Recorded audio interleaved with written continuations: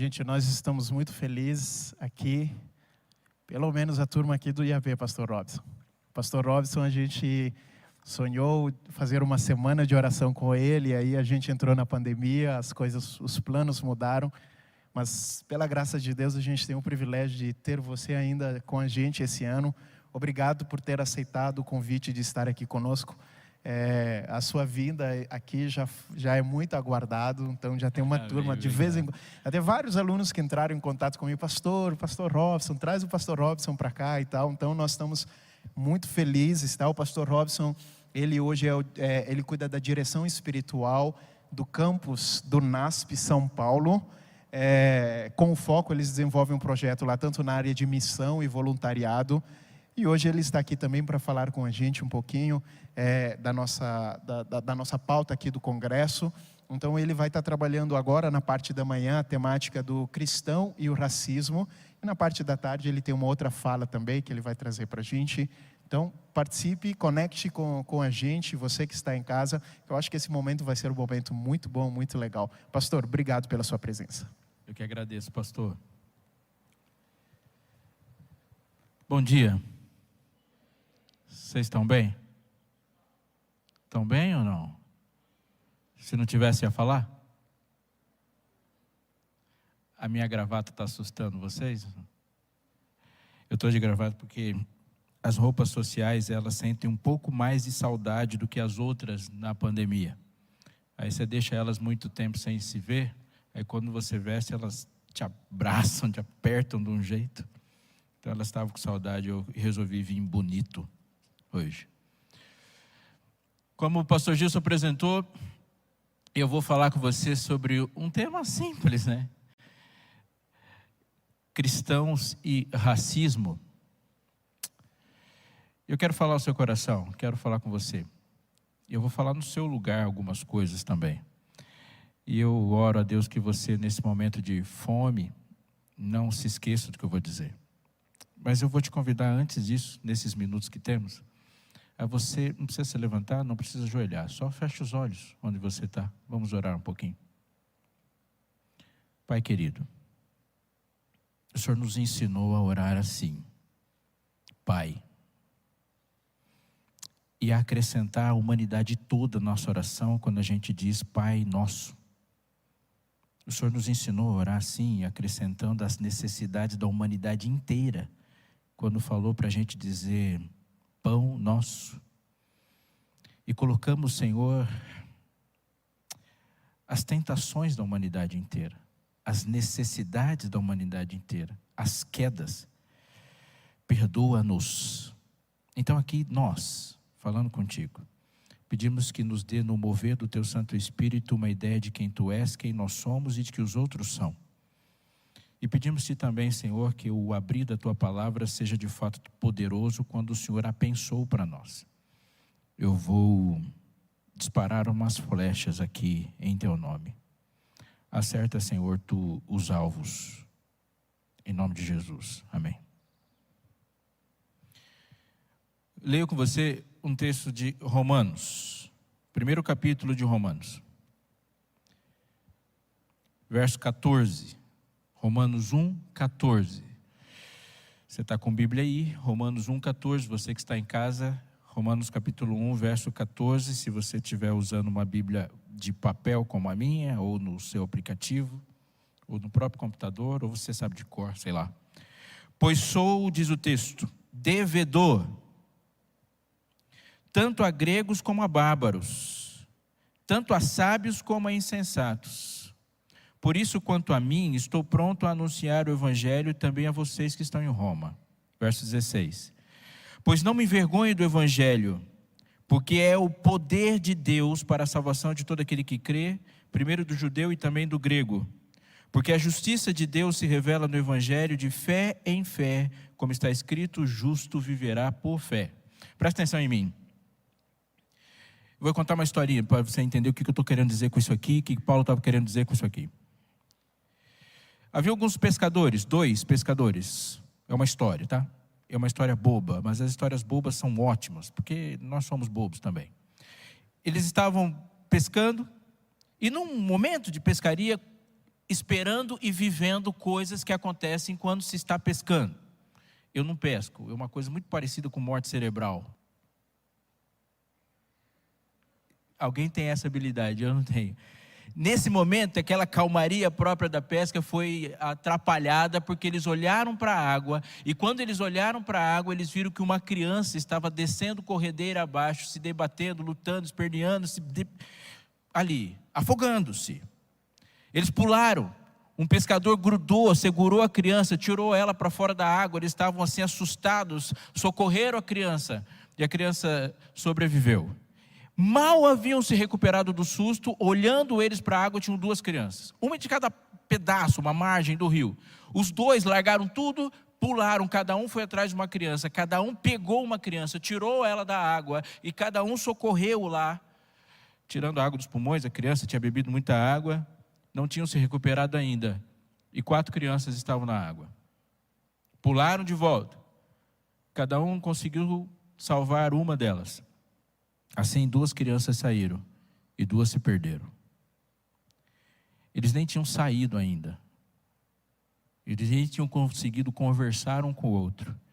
E olharam para a corrente, a corredeira, e viram que tinham 8 crianças descendo. Nesse momento, um dos pescadores ajeita a sua roupa e sai da água. E o outro olha para ele desesperado e fala assim: o que você está fazendo? Olha quanta criança que está vindo ali, ó. Eu preciso de você aqui.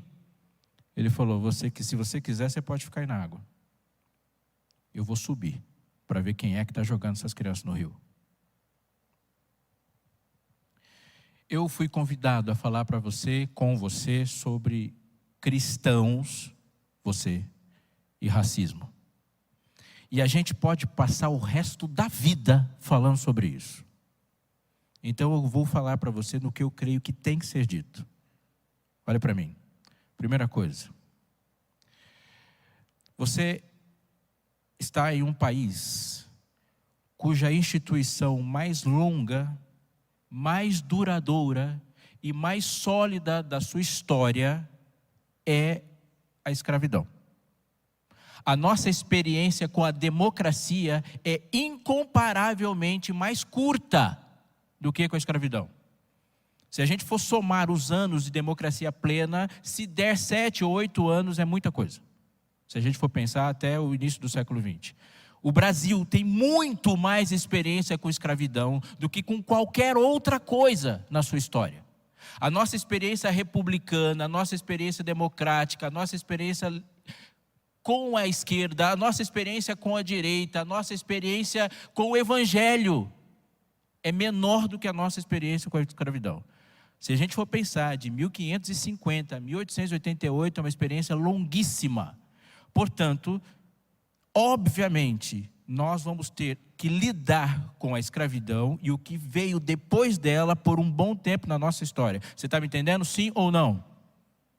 Portanto, para a gente, você e eu hoje que estamos aqui, nos é impossível não lidar com isso. Vou fazer uma conta. Eu nasci em 1979. O meu pai nasceu em 1941. O meu avô nasceu em 1919. Eu conheci, obviamente, meu pai, conheci o meu avô, que nasceu em 1919. A abolição da escravatura foi em 1888. Portanto, o meu avô nasce poucos anos pós a escravidão. Então eu conversei, faz parte da minha família, conversar com uma pessoa que podia falar do respiro, do cheiro de escravidão na sua vida, que perpetuou a vida dele inteira, que passou pela vida dele inteira. É óbvio que nós vamos ter um país racista, não tem como não ser. Porque os mecanismos ideológicos, as estruturas de pensamento e de legitimação de um sistema que fez o mundo contemporâneo ser o mundo contemporâneo é uma parte integrante estrutural da nossa história. Você está me entendendo? Não houve racismo ou escravidão no Brasil. É o escravidão e o racismo que fizeram surgir o Brasil. Não existiria Brasil sem isso. Eu e você, como pessoas que creem em Cristo, temos obviamente que lidar com isso por muitos fatores. Eu estava com a minha esposa e a minha filha, a gente conversava sobre o que nos era impossível não conversar depois do assassinato de George Floyd. A minha filha, eu tenho 2 meninas. A minha filha mais velha, Alicia, estava assistindo e depois ela chegou para a mãe, minha esposa, e falou: mãe, onde foi que isso aconteceu? Ela disse: nos Estados Unidos. Ela falou: filho, ela falou: mãe, ainda bem que a gente não mora lá, né? Cri, cri, cri. Cara, que momento tenso. Não, filha, não é bem assim. Não é bem assim. Quando você conversa comigo, portanto, você não está conversando com alguém que é testemunha. Você está conversando com a prova. De saber, eu não sou testemunha de um mundo racista. Eu sou a prova de um mundo racista. Eu lido com coisas, elas às vezes vão se naturalizando nos meus processos. Aprendi muito cedo na vida que eu não podia sair do trabalho sujo e ir para o banco. Não se faz isso. Porque se eu sair do trabalho da maneira como estava no trabalho, a não ser que eu trabalhasse no escritório, mas se eu trabalhasse num lugar que suja a roupa, eu não posso ir para o banco, porque o banco tem detector de melanina na porta. Eu não vou entrar. Aprendi muito cedo que se eu tiver que correr no centro de uma cidade para pegar o ônibus, é melhor perder o ônibus, mas não corra no centro de uma grande cidade, principalmente à noite. Você pode não voltar para casa pelo fato de estar correndo. Isso pode ser estranho para alguns de vocês, mas isso faz parte do meu manual de sobrevivência e eu tive que aprender a fazer isso. Se quiser sair de casa, ou sai de óculos escuro ou de boné. Os 2 jamais, porque se você fizer isso, você pode não voltar. Isso é uma realidade. Não volta. Eu trabalho no NASP São Paulo, ele é no Capão Redondo, eu sei o que é isso. Pode não voltar. E alguém chega para mim e fala assim: isso é vitimismo. Por favor, se você já falou essa frase, nunca fale, isso é um absurdo. É impossível se vitimizar mais do que um risco de vida. É risco de vida, não dá para ser mais vítima do que um morto. E morre. Mas isso é uma história entre histórias. E aqui está o ponto onde eu e você devemos agir com maturidade, com consciência e fundamentalmente numa coisa. Eu e você precisamos usar Cristo como exemplo. Eu vou repetir porque pense nessa frase. O que eu estou dizendo para você é uma história entre histórias. E qual é o grande problema? O grande problema é quando a gente não sabe qual é o grande problema. E a maior parte, maciçamente, dos discursos que nós estamos ouvindo e muitas vezes falando, estão desconectados da realidade do problema. E eu e você estamos aqui para dar uma resposta para esse mundo. Olha o texto que eu li. Paulo está dizendo o seguinte: pois sou, e a palavra que ele usa no versículo 14 é devedor, tanto a gregos como a bárbaros, tanto a sábios como a insensatos. Paulo, por que você está falando isso? Se você diz que quando a graça me alcança, eu aceito a graça, e ele diz que o justo viverá por sua fé, isso significa que quando Cristo me salva, ele paga a dívida. Você concorda com isso, sim ou não? Se sim, diga amém. Aqui, amém, meia boca. Fala amém aí, você foi salvo pela graça. A graça não te faz devedor. Porque quando lá na cruz Cristo falou, está pago, não foi isso que ele falou? Sim ou não? Você tem que crer nisso, porque você vai fazer umas estragadas grandes aí na sua vida ainda. Ou não? Ou não? Você está tudo de boa com você. Mas ele fala assim: eu sou devedor. Se Cristo pagou, por que eu sou devedor? Ele não está dizendo que ele tem uma dívida para com Cristo. Ele está dizendo que ele tem uma dívida para com o bárbaro.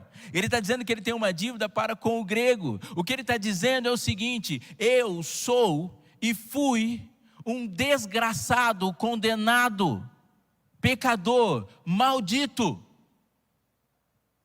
Eu sou essa pessoa.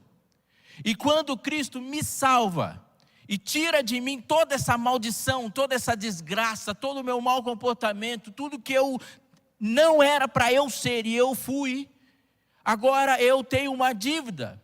E essa dívida não é com Cristo. A dívida agora é para com desgraçados, malditos, sofredores, pecadores que não sabem disso. Abrindo um parênteses. Você não tem o direito de ouvir o Evangelho 1000 vezes, enquanto no mundo houver milhões de pessoas que não ouviram nenhuma. Todas as vezes que você se senta nesse banco no sábado de manhã e olha para um sermão e diz gostei, não gostei, foi legal, não foi, você acumulou na sua conta uma dívida gigante de um evangelho que já te transformou, você conhece, mas tem alguém que não sabe. Como eu disse, a história, eu estou falando de racismo ainda, é uma história entre histórias, porque o que Paulo está dizendo, e por favor foca nisso. Alguém um dia chegou para mim e perguntou, pastor, explica o racismo. Falei, de qual perspectiva? A real. Uma definição. Racismo é um complexo de superioridade. Isso é racismo.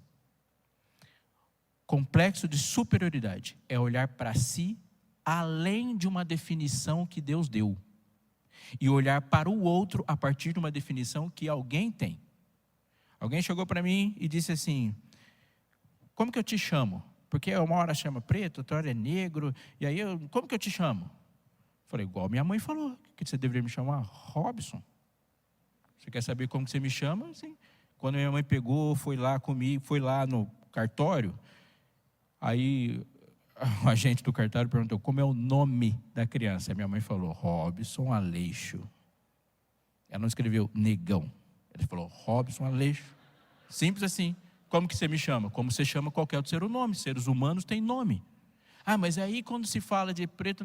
Aí você vai no site do IBGE e procura o que está lá. É assim. Porque quando você acha que pode escolher a maneira como você me chama, você está achando e se comportando como Adão se comportou com os animais. Que Deus falou para Adão dar nome aos animais. Isso é domínio. Você não tem o direito de escolher como você me chama. Esse direito foi dado para minha mãe e para o meu pai. Racismo é isso. É um complexo de superioridade tão absurdo, e esse complexo de superioridade absurdo está baseado na maneira como as pessoas veem Deus. Sério? É, amigo. Se Deus é criador, Ele criou os seres humanos à sua imagem conforme a sua semelhança. E se Deus é criador, Ele não categorizou os seres humanos como os seres humanos se categorizam. Assim é. Portanto, o racismo é um ataque à crença bíblica de que Deus é criador. E você não pode parar de pensar nisso, senão você não vai entender o problema. Racismo é um ataque à crença de que Deus é o Criador e que Deus fez os seres humanos à sua imagem conforme a sua semelhança. Então, quando alguém chega para mim e fala assim, seu cabelo é ruim, você está dizendo que Deus não foi capaz de criar um cabelo divino. Como assim ruim? Foi Deus que fez, Deus não faz nada ruim. Ruim é o pecado. Adão não saiu do Éden e de repente o cabelo começou a ficar crespo conforme ele foi andando. Não existe isso, é um absurdo. Você está atacando, dizendo assim, Deus fez um homem legal e depois ele foi, não conseguiu mais. Deus é criador. Isso é uma coisa. Segundo, Deus colocou você como criador, como administrador da criação. Façamos o homem como? Completa a frase. A nossa imagem e semelhança. Portanto, você é administrador e a primeira coisa que você e eu somos administradores é da imagem de Deus em nós. Então, vou dar um exemplo. Quem está namorando aqui? Levanta a mão. Você fala minha namorada, certo? Mas ela não é sua. Ela é de Deus. E se você tratar ela como sua, só por esse tratamento já é pecado. Porque quando você estiver diante de Deus, você vai dizer para Ele, de uma criação dEle, a imagem e semelhança dEle, que foi dado como dom para você. As minhas filhas não são minhas filhas. Elas são filhas de Deus.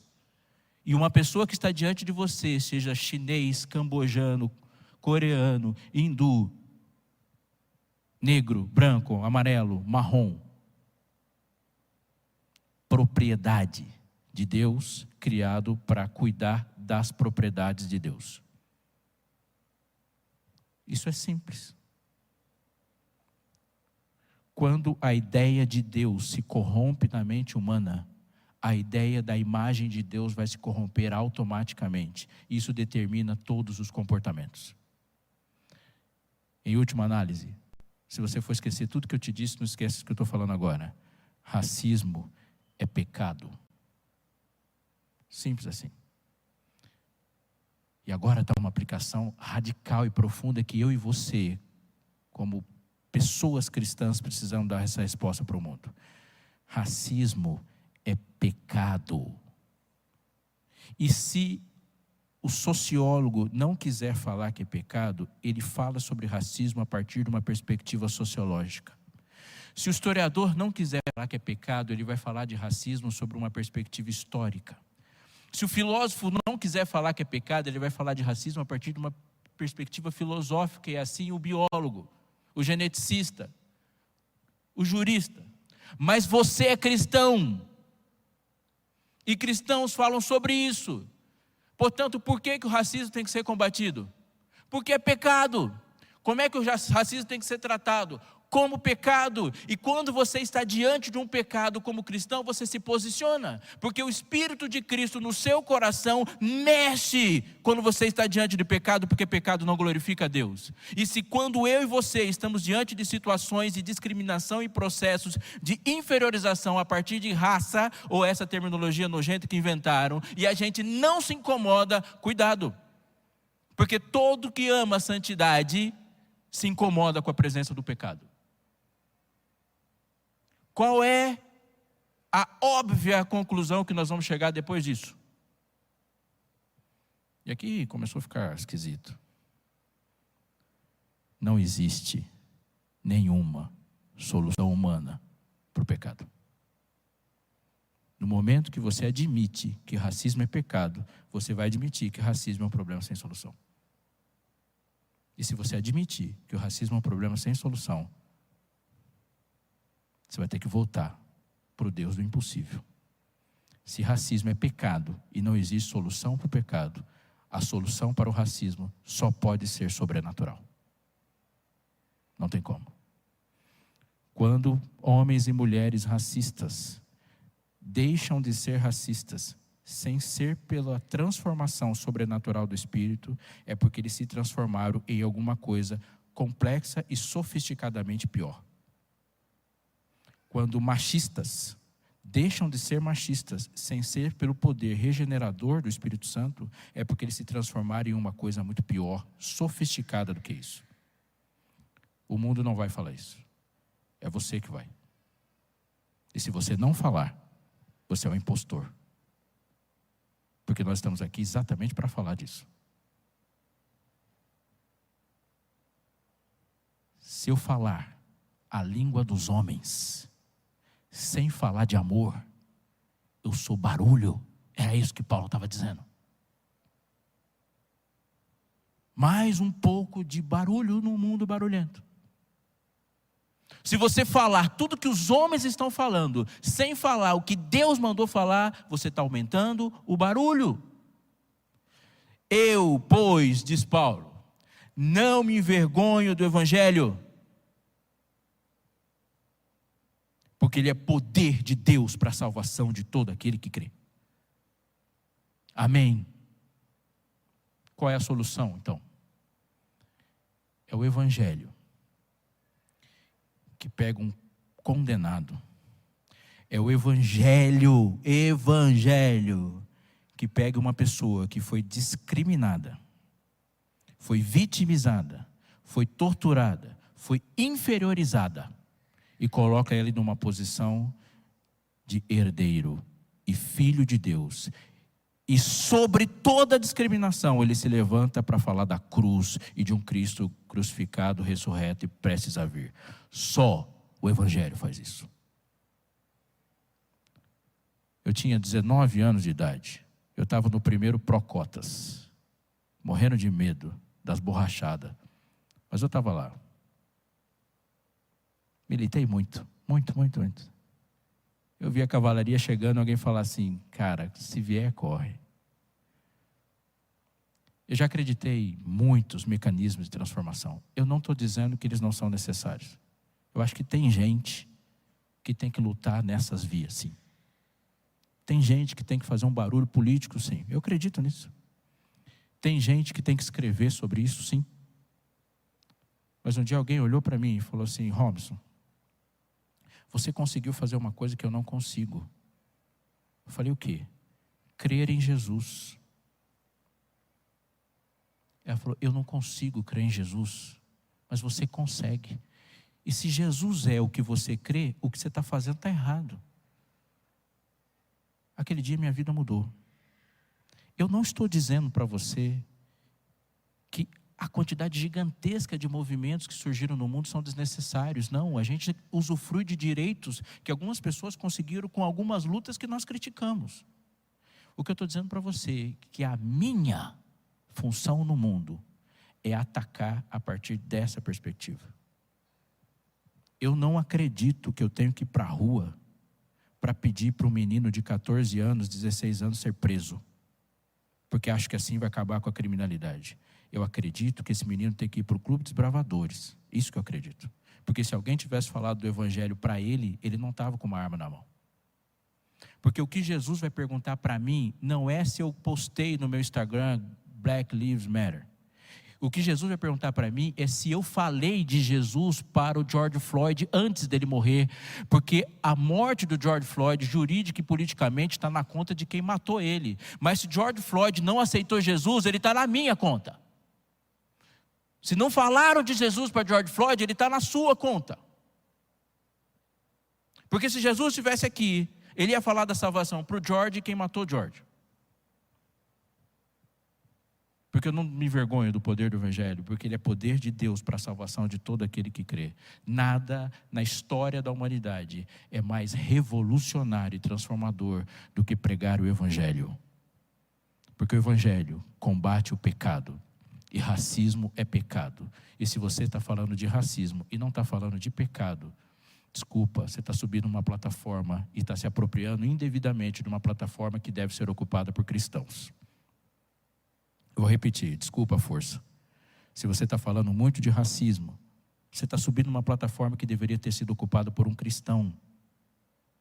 Cristãos combatem o pecado quando falam de salvação. Quando Paulo fala disso aqui, do justo vive por sua fé, ele está dizendo algo sério que eu e você hoje precisamos prestar muita, mas muita atenção. O evangelho é nossa luta. Então, atente para isso. Um pregador se tornou folclórico em uma cidade, porque ele era sempre encontrado pregando em cima de um caixote. Já viu isso? Você vai na praça, num centro comercial, tem uns caras lá com umas bíblias parecendo um couve-flor, falando. Pá. Quando eu morava na cidade de Campinas, eu adorava fazer isso. Eu sentava e ficava escutando. E tem umas frases assim top. E às vezes eu ficava envergonhado, falei assim, era eu que tinha que estar fazendo isso. Mas o pregador pregava. Por anos ele ficou conhecido na cidade como alguém que fazia isso. Ele pregava lá. Só que no primeiro dia tinha umas 5, 6, 7 pessoas, 20.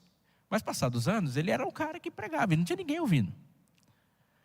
Um adolescente parou outro dia, ficou escutando ele pregar. Escutou todo o sermão, terminou o sermão e falou assim, mano, por que você prega? Ninguém te escuta. Não tem ninguém aqui te escutando. Faz anos você fala, e ninguém está escutando você. Por que você continua pregando? O tio fechou a Bíblia, desceu do caixote, fitou o menino, olhou para ele assim e disse assim, eu não estou pregando para transformar o mundo. Eu não estou pregando somente para transformar o mundo. Eu não paro de pregar para impedir que o mundo me transforme.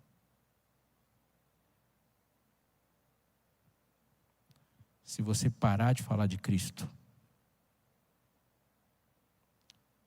a fé e a crença que não transformou as práticas vai estar sujeito às práticas que vão transformar suas crenças. Porque é isso que eu estou escutando o tempo todo. Se a sua fé e as suas crenças não transformarem seus discursos e não transformarem suas práticas, as suas práticas vão transformar as suas crenças. E amanhã você vai estar justificando as práticas com novas crenças.